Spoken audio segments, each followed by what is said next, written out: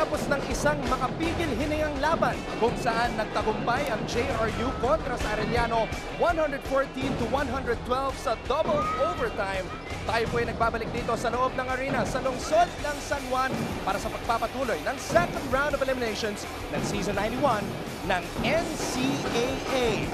At ngayon, magtatapat sa ating pangalawang laban ngayong Huwebes ang host school, Mapua Institute of Technology, at ang finals favorites ngayong season, ang University of Perpetual Health System Delta. Maraming salamat po sa inyong pagtutok ngayon sa ABS-CBN Sports in Action sa Ball Sky Cable Channel 167, and we are also greeting everybody watching from all over the world via the Filipino channel and everybody watching via live streaming on DMC.tv. Mabuhay Pilipinas! Ako po ang inyong lingkod, Anton Rojas, at upang himayin ang bakbakan sa pagitan ng Altas at Cardinals, makakasama natin ngayon si Coach Mix Bustos. Maraming salamat, Anton. Magandang hapon po, NCAA fans at sa lahat ng ating mga kapamilya that are watching around the world. This was a nail-biter of a game noong first round between Mapua and Perpetual. And of course, it was also a nail-biter of a first game that we had sa pagitan ng JRU at Arellano. Mix, nayinig na naman ang team standings. That was not unreal, pero grabe nga yung laban kanina between JRU and Arellano. Ito nga ang Perpetual Health. Solong-solo ang third place at 7 wins and 2 losses. Their last win against the JRU Heavy Bombers na nanalo kanina 86-83 noong August 18. Subalit ng Mapua Cardinals naman, hanging in the balance at 6th seed with 4 wins and 5 losses.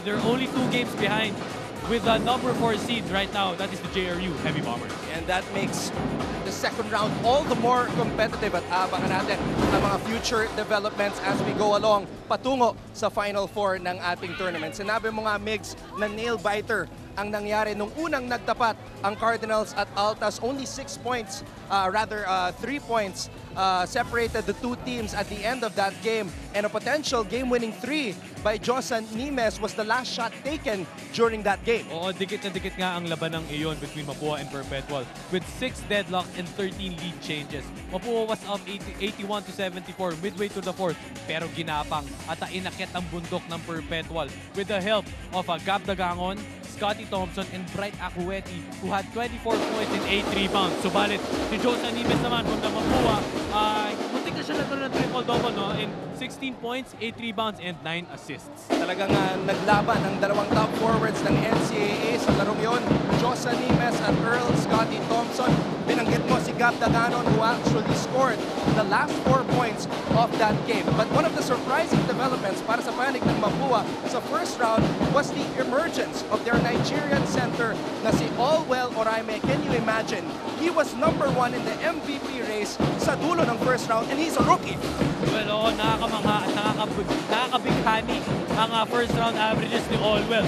17 points per game, 19 rebounds per game, and check this, Anton, 4 blocks per game. He brings energy, effort, yung mga 50-50 balls sa kanya napupunta, and he's also efficient scoring inside the paint. And the key to his success is his defense. Yun nga, 4 blocks per game, and he's the number 1 in the NCAA in terms of rebounds and blocks, and he had the career high 8 swats versus CSB noong August 7. Ibang klase talaga ang pinapakita ng rookie na ito na si Allwell Oraime, really stepping up sa pagkawala ni Josan Nimes at CJ Isit dahil sa mga injuries. Pero mabigat din ang mga katapat ni Allwell Oraime sa kabilang panig, si Mr. Brightside, Bright Acueti, number 4 in the MVP race. Talagang kumikinang and really shining itong si Mr. Brightside during the first round. He's averaging 21 points, 12 rebounds, and 2 assists. So he's the number 4 leading guy sa rebounding race. And it was a close match between him and Artelo sa scoring spot. Pero towards the end, si Bright na ang nagwagi sa bahaging iyon. Alam mo, Mix, ramdam na ramdam ng mga Perpetual fans na sa likod natin ngayon dahil feel na feel nila ang isang magandang pagkakataon na makabalik sa finals. Can you imagine? It's been 11 years mula nung huling nakapasok sa finals ang Perpetual, and they feel that this is their year to make it back. Kaya sa mga Perpetual fans, sa mga fans na Mapua, kung gusto niyo makisali sa aming social media discussion upang suportahan ang inyong mga kupunan, pakinggan natin ngayon ang pangatlong miyembro ng ABS-CBN Sports Broadcast Team na si Roxanne Montealegre. Roxanne? Thank you, Anton. Mga kapamilya, kahit nasan kayo sa mundo, pwede pa rin kayo makisaya dito sa arena. Huwag niyo lang kalimutan ang hashtag natin. At ngayon naman, para sa Tanong natin today, aling team ang kilabot ng court? Ang hashtag na gagamitin nyo lang is hashtag NCAA Season 91 at hashtag Galing Mapua, hashtag Galing Perpetual. Huwag nyo kakalimutan yan. Kung meron din kayong mga opinion, mga katanungan, kahit sa players, sa mga panelists, huwag nyo kakalimutan ang hashtag yan kasi we really want to hear from you. Anton? Maraming salamat, Roxanne. So, sa inyong mga fans, just start tweeting us right now, Galing Perpetual or Galing Mapua. Sa aming pagbabalik, magsisimula na ang bakbakan sa pagitan ng Altas at Cardinals dito lang sa ABS-CBN Sports in Action. This is Season 91 of the NCAA Ilabas ang Galing.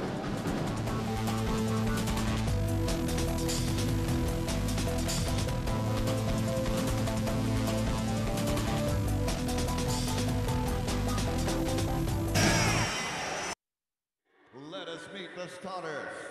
First for the season's hosts, the Mapua Cardinals. Forward number 13, Daniel Aguirre.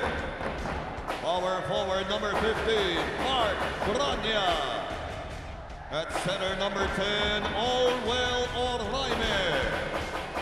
Point guard number 14, Daryl Menina. And the on-guard number 4, exhibiting. Head coach of the Cardinals is Fortunato Atoycon. And now the starting five on the perpetual Hail Altas. On-guard number 8, Anton Tamayo. Point guard number 16, Crispin Elope. At center number 18, Bright Aquete. Maraming salamat muli sa inyong pagtutok ngayon sa aming live and exclusive ABS-CBN sports coverage ng Season 91 ng NCAA Mapua at Perpetual. Handa ng ilabas ang galing. Starting off for the Cardinals, Ezekiel Biteng, Olwell Oraime, Aguirre, Shane Menina, and Mark Branya. At para naman sa panig ng Perpetual, the reigning MVP, Earl Scotty Thompson, Anton Tamayo, Rick Gallardo, Crispin Elopre, at syempre si Mr. Brightside, Bright Aqueti. Ngayon, Mix, nakausap natin si Coach Atoy ko bago tayo lumabas dito at courtside at sinabi nga ni Coach Atoy ko na today, ang theme ng kanyang kuburan, the Magnificent 10. They have 5 players who are injured and will not be seeing action today. Josan Nimes, CJ Isit, Andretti Stevens, Paeng Layog, and Villasenor. Well, it's really unfortunate that these guys, the veterans, really couldn't play today, no? So ito nga, 7 rookies and 3 veterans. Pero titingnan nga ni Coach Atoy, talagang mixed emotion siya, sabi niya. So kung paano na lalaro itong game na to.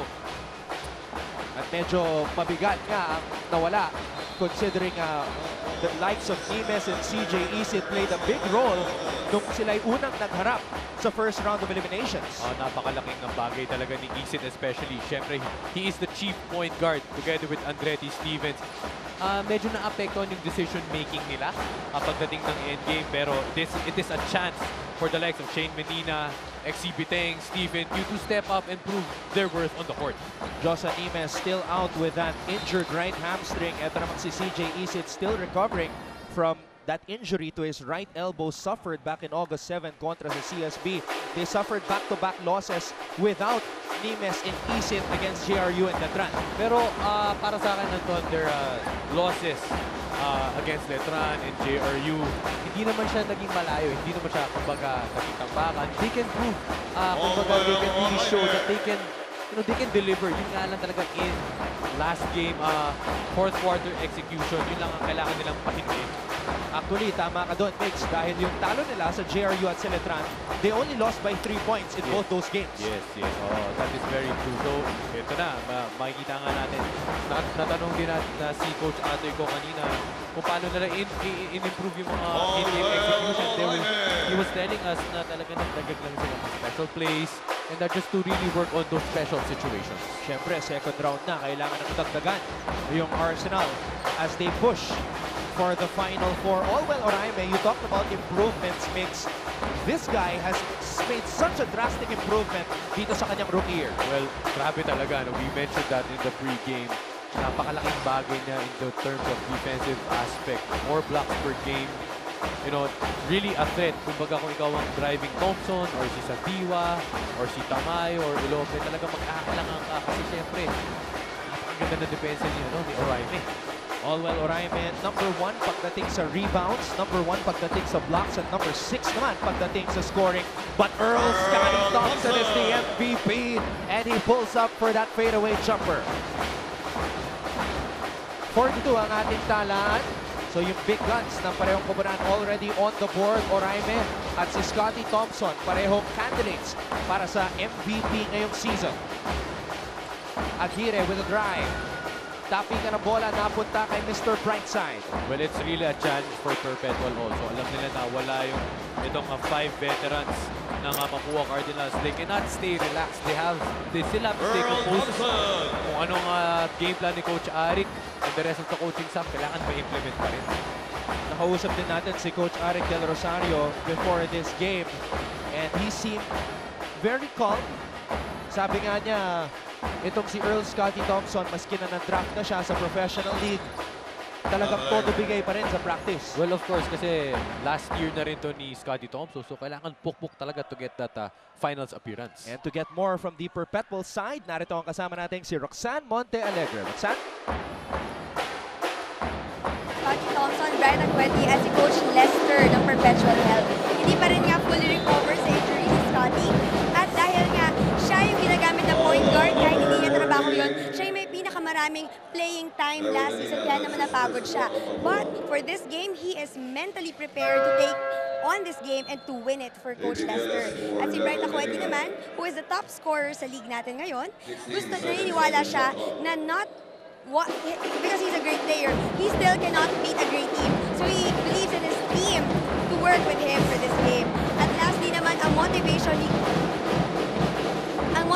naman ngayon ni Coach Lester din for this game is yung talo nila last season sa Mapua na nakalamang na sila ng 30 points sa first round, but sa second round nabawi ito ng Mapua ng 30 points at the same time natalo sila. Kaya yun ang motivation niya ngayon for his team. Anton? Maraming salamat, Roxanne. Siyempre, kailangan always improving. Kung last year na-split nila ang kanilang meetings, gustong ma-sweep ng Perpetual ang Mapua ngayong season 91. Ang tama nga yung sinabi ni Roxanne. Sobrang babad nitong si Earl Scotty Thompson. He averages 36.9 minutes per game. Well, he's just really doing it all. I don't think without him, mag-i-improve yung kanyang teammates. Also, we have to credit his numbers to his teammates also kasi he's averaging double-figure assists. So, ibig sabihin, kapag may assist, na may make nila yung mga shots nila. Sa aming pagbabalik, magpapatuloy po ang banggaan na ito sa pagitan ng Cardinals at Altas. Huwag po kayong alis. Ito po, Season 91 ng NCAA. Ilabas ang galing.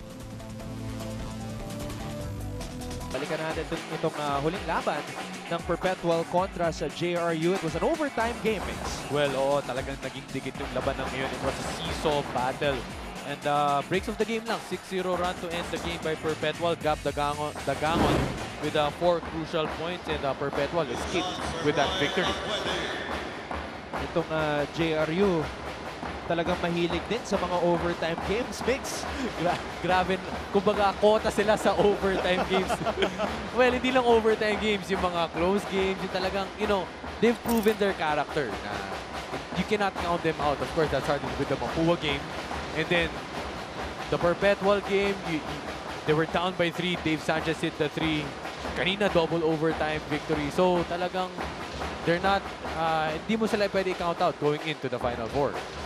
At naalog na naman ang ating team standings dahil nga sa panalo ng JRU kanina kontra sa Arellano. Now the Chiefs and the Heavy Bombers both own identical 6-4 win-loss records. Yes, tied for the number 4 spot. So importante for Perpetual help to solidify their place in the team standing. 7-2 sila ngayon. If they get the win today, magiging tayo sila with San Beda and Letran with 8 wins and 2 losses. Very unpredictable talaga ng ating mga laban dito sa NCAA Season 91. Remember that loss last Tuesday, Letran succumbing to the Golden Stags of San Sebastian. Very, nakakagulat talaga. It was very, as you said, Anton, unpredictable. As Sir Pong Ducanes put it on his Twitter account, the Letran Knights are below 500. Kapag natatalo sa mga lower seeded teams, pero they have a better record kapag nananalo sila sa higher seeded teams. Samantala, Yeles, who was an all-star this year despite being a rookie, knocks down a jumper. Ano ang feeling, Mix, para sa isang player? Rookie ka, nabigyan ka ng pagkakataon na makasali sa isang all-star game with the best and the brightest dito sa collegiate basketball scene. Well, you will just look at the backstory. Diba? Even though Nieles is a rookie, of course, he put hard work in sa practice. Talagang nag-extra work yan, most likely. Diba? So for him to make his shots like those, marami ang kanyang pinut in ng time and effort sa ensayo.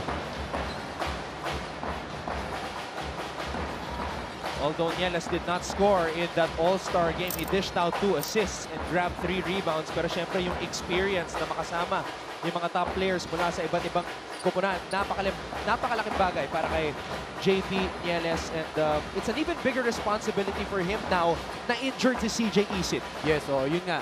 Talagang kailangan mag-step up kung sino man ang tawagin ni Coach Atoy. Kasi syempre, confidence booster din yan eh. Wala yung veterans mo. So, the coaching staff, magkakaroon silang mas maraming weapons. Diba? Kung wala man si CJ, katulad nitong steal na to. Right on cue, JP Nieles making us look good. Meron siyang 4 na puntos dito sa larong ito. 10-6, lamang na Mapua. Talagang stepping up ito nga si JP Nieles without the absence of their veteran guards. Tignan natin kung ano ang isasagot ng Perpetual Altas. Thompson, tumira sa labas. Wala. Earl Scotty Thompson is not really known as a three-point shooter. In fact, in the first round, he only made 6 three-point baskets. Well, his go-to move talagang atake siya. Talagang he will look to penetrate if he gets an open lane. Pwede niyang itira yun. But most of all, he looks for his teammates. Yun talaga ang strength ng MVP na si Earl Scotty Thompson. 9 assists per contest. Mr. Brightside nearly throwing it down in the face of Olwell Oraime. Walang tinawag na foul. That was a near posterization. Grabing aga-aga, nag-aamok agad si Mr. Brightside. He was looking for the contact pero hindi na nakuha yun, yung foul. Ito kanina yung steal ni JP Nieles kay Bright Acueti led to a fast play of the game brought to you by Smart. Live the smart life. At ito yung sinasabi mo, Thompson getting his teammates involved. Ang ganda na sana. Ayun, no? Looking to make a statement early. Si Mr. Brightside. Everything but the finish. Olwell Oraime, the leading MVP candidate sa dulo ng first round. Ang kanyang kupunan, lamang 13-6 with 2 minutes and 55 remaining sa first quarter. Inyo pong napapanood ang Season 91 ng NCAA. Ngayon naman, balikan natin ang laban ng Mapua kontra sa Letran back in August 14. Well, as you look at the first and second quarter scores, parang namuro ang Letran with a 28-17 outscoring Mapua. Pero binaliktad naman ang sitwasyon ng Cardinals noong third quarter. And Olwell Oraime with a career-high 28 rebounds. Mapua had a chance to get that game pero nanig ang veteran Smarts ng mga taga-Intramuros na Letran Knights. That's gotta be some sort of record. Yung 28 rebounds na ginawa ni Olwell Oraime, just monster numbers, and really that propelled him to the #1 spot sa MVP race ngayong Season 91 ng NCAA. Medyo malamya ang simula ng Perpetual dito sa laban na to. Mix, ano nakikita mong problema? Well, I think medyo syempre to end the first round, medyo naging long break. Medyo syempre hindi sanay sa ganitong klaseng aksyon. Nakakapapaulit, kumbaga new beginning para sa Altas. Are they overconfident? Because they know na wala ang kanilang top players. Talking about the Mapua side, Times and Isit. Well, I hope not. Siyempre, pero that is a natural reaction. Kung alam mo na wala yung top players mo mula sa kabilang teams. Pero importante para sa coaching staff to remind their players na just to keep on pushing the ball, just keep on implementing their game plan. What a shot inside by Justin Serrano, the other all-star ng Mapua Cardinals. Naiwasan ang depensa ni Prince Ese. Coach Atoy Ko told us before this game that he feels like he has mixed emotions. Dahil yun nga, wala yung kanilang top players. pero maganda ang pinapakita ng mga natitirang players sa practice. Oh, importante talaga magpakita sa ensayo because what you show in practice will relate to the game. And a good start for the Cardinals. Thompson offline na naman mula sa labas. Wants the basketball again. Thompson umatake, umikot, pinagsak ang bola. What a play by Earl Scotty Thompson. The MVP finds bantayan for the easy two. Talagang he escaped his defender. Good spin cycle move. Nag-help yung depensa ni Bantayan. Napakadaling pocket pass. Kaya Nestor doon sa ilalim. 15-10 ang ating talaan. Lamang ang Cardinals as we have less than a minute to go dito sa first quarter. Maraming salamat muli sa inyong pagtutok. Anton Rojas kasama si Coach Migs Bustos as we check out this master guapo move of the quarter by Justin Serrano, the All-Star. Watch out for more guapo moves powered by Master, sikreto ng mga guapo. At ito naman, ang strong move of the game. Brought to you by Smart. Live the Smart Life. Thompson to Bantayan. Hindi na Bantayan ni Olwell Oraime. Well, natawa ako dun, partner, sa wordplay na yun. Mas nakakatuwa yung playmaking ni Scotty Thompson. Talagang humhelp si Oraime doon na libre si Nestor Bantayan. Speaking of Oraime, meron na siyang 8 puntos. He has really grown up. This 18-year-old from Nigeria, I was asking him if he was surprised that he's #1 pagdating sa MVP race. And all he could do was smile and laugh. Dahil hindi talaga siya makapaniwala. Well, for Oraime and these players, when we talk about stats, I don't think, that's the first thing in their mind. Talaga importante lang. They just do their best to win for their teams. Nieles at the buzzer! JP Nieles! That's an all-star shot right there. 7 points for the rookie point guard, JP Nieles, to finish the first quarter. What a day.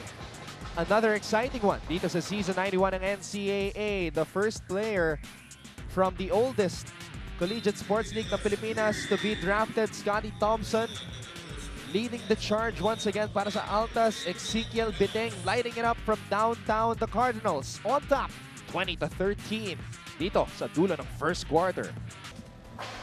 Inyo pong napapanood ang Season 91 ng NCAA. Second quarter is about to get underway and Mapua leads the Altas 20-13. Maraming salamat sa inyong pagtutok. Anton Rojas kasama si Coach Migs Bustos at syempre kasama rin natin at courtside si Roxanne Monte Alegre. What a start for the Cardinals, Migs. I just feel that they're hungrier than the Altas sa simula ng second round. Well, of course, they have something to prove dahil wala ang kanilang mga key players. So, syempre, lahat yan gaganahan to get the win today.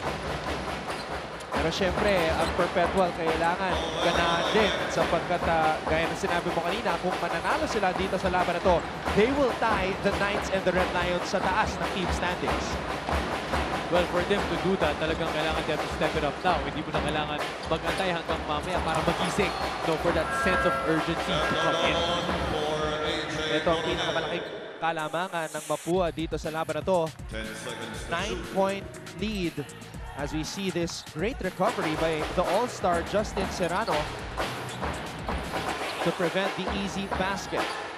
Thompson hindi nakalaro sa All-Star game dahil sa kanyang back injury and also recovering from that sprained ankle.